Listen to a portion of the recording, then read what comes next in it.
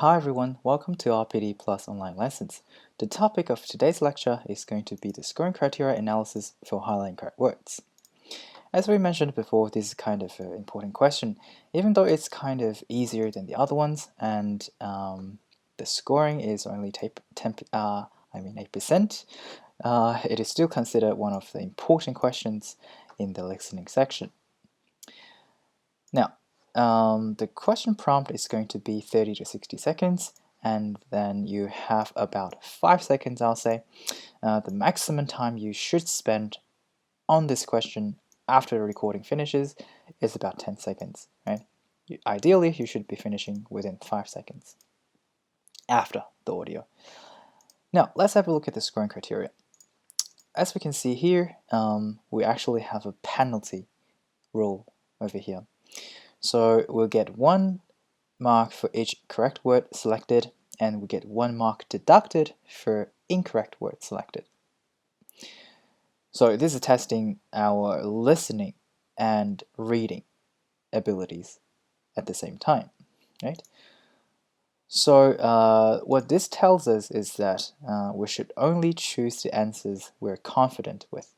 We shouldn't be greedy and try to get extra points and then risk the points we have already got. So let's take a sample essay, for example.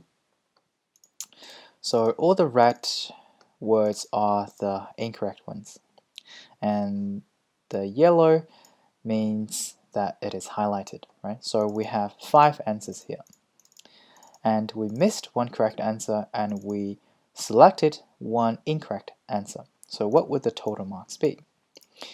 This shouldn't be too hard, right? So the total marks should be 4 correct answers selected, so that's 4 points for us, and then we have 1 mark deducted because we've chosen 1 incorrect word.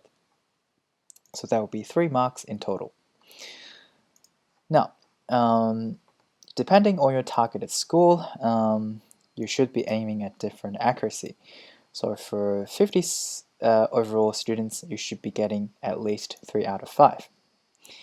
And for any students who want to aim for 65 or above, I'll suggest that you aim for 4 out of 5. Because if you can achieve 65 in general, you have a pretty good grasp of the English language already. So it shouldn't be too hard for you to recognize those incorrect words in the first place.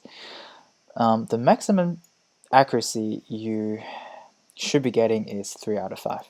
So anything above 79, I'll suggest just get 100% out of this question. It's not that hard if you practice a lot and you compare the right answer and the incorrect answer altogether. You should be increasing your listening abilities and increasing your vocabulary altogether in the first place.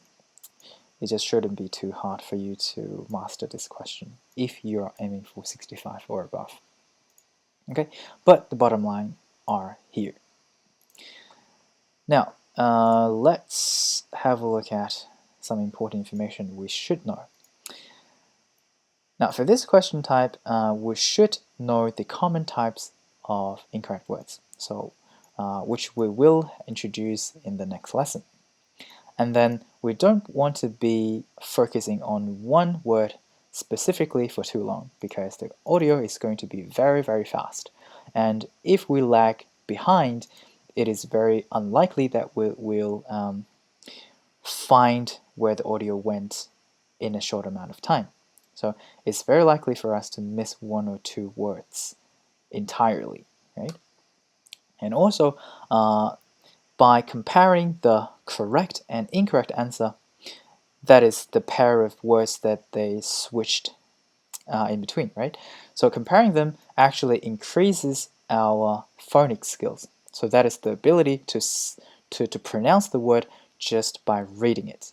Okay, this is very helpful for your speaking section as well, and it is very useful to increase our reaction time. I mean, decrease our reaction time, right? For us to react faster. So all those aspects are important in answering this question well. Okay, we'll dive deep into them in the next few lectures. So this will be all for this lecture, and I'll see you in the next one.